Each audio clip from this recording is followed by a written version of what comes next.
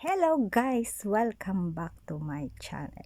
And today's video guys ay pag-uusapan naman natin kung ilang taon ka na ba dito sa pag-a-abroad or ilang taong ka nang nag-a-abroad at may ipon ka na ba? Ayan. Kagaya ko, matagal na ako nag-a-abroad pero may ipon na ba ako? Yun ang tanong. Parehas lang tayo. Kaya kung wala ka pang ipon, wala din ako. Same lang tayo. Damay-damay lang to. Ayan. At sa video ito guys, ay pag-uusapan natin dahil matatapos na yung taon at mag-uumpisa na naman ang panibagong taon. Kaya sana sa tips na sasabihin ko sa inyo ay sabayan niyo ako at maging challenge ito sa inyo para sa susunod na taon ay bubuksan ulit natin ang video na ito upang malaman natin kung may naipon ba tayo. Ayan. Narito guys, pag-usapan natin.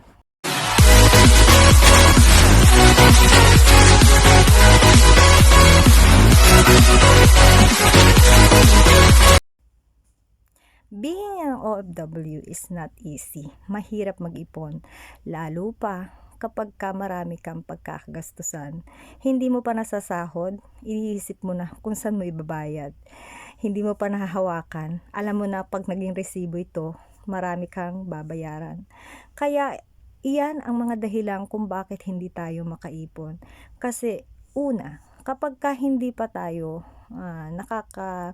hindi pa natin nakukuha ang ating sahod, marami na tayong mga utang-utang sa tabi-tabi na nautang natin dahil sa kakulangan ng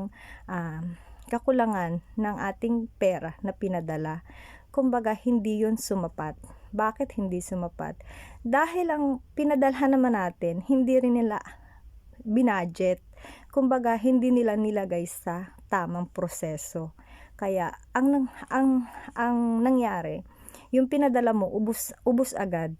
Then yung sahod mo papel na lang, wala ka nang nahawakan. So paano tayo nga mag-iipon? Kung gano'n na tuwing sasahod tayo ay nauubos.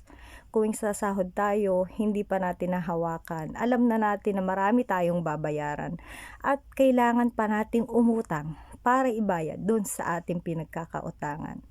So ganito guys. Ganito ang ating gagawin para tayo makaipon.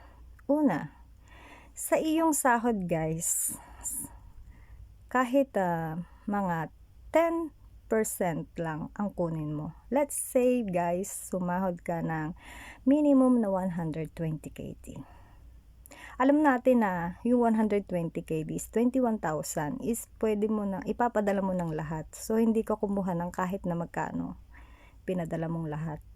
Kasi nga inisip mo yung doon sa Pilipinas may babayadang ganito, kailangan ng ganito, may babayadang ganito. So pag pinadala mo yun lahat guys, mauubos yun talaga. Kasi hindi nila alam kung gaano yun kahirap kitain. Basta ang alam lang nila, ibabayad yun kung saan saan. So ang gawin mo guys, ganito. First step na naisip kong gawin is, bumawas ng 10. Sa 120 sahod, bawas tayo ng 10 KD para itabi. At yun hindi mo gagastusin, itatabi mo siya as a savings. Then, every month, kukuha ka sa iyong sahod ng 10. Hayaan mo na lang na kung magkulang sila dun sa 110 na padala mo, hayaan mo na lang. And I know na magagawan din yun ng paraan na bayadan ng bayaran. Basta yung 10 mo, wag mong babawasan. Or kahit 5 lang, kung hindi mo kaya ng 10. Sa isang buwang sahod mo, magtabi ka ng 5 KD. Tabi mo. Then, kwentahin mo sa 12 months yung 5 mo, 'di ba?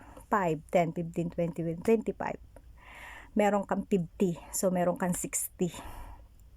Meron kang 60 KD na ipit-ipit mo 'yon.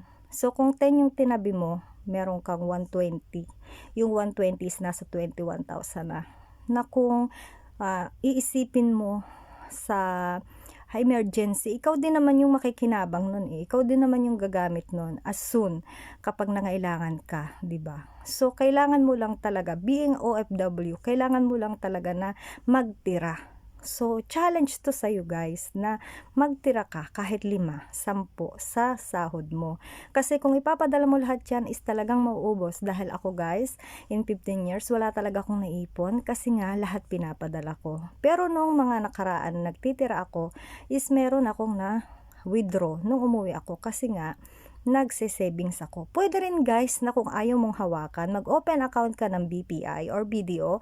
Meron sa City Malia guys, kailangan lang ng valid ID at passport mo para makakuha ka ng account doon makapag-open ka ng account sa BPI. Pwede rin doon guys, sa Pinas mo naman yun withdrawin. Then, pwede rin naman cash na 5KD, 10KD, then pwede mo siyang i-change sa dollar kapag pauwi ka na. Basta guys, yan lang yung tips ko sa inyo sa pag-iipon. Kasi yan yung sisimulan ko. So, gusto kong simulan mo para parehas tayong makaipon. Dahil hindi natin masasabi na pag bukas makalawa is OFW pa tayo or pag may emergency may tutulong sa atin. Walang ibang tutulong sa atin kundi sarili natin. Kasi tayo yung nagtatrabaho, tayo yung nasa abroad. At pagtanda natin, hindi na tayo nakaka-work, wala rin tayong dudukutin. Kaya habang maaga pa, hanggang kaya mo pa, hanggat may work ka pa, parehas tayo, halika, mag-umpisa tayong mag-ipon. So, balikan natin tong video na ito. Sa susunod na taon, tingnan natin kung wala kang naipon. Maraming salamat at sana'y makatulong ang video na ito.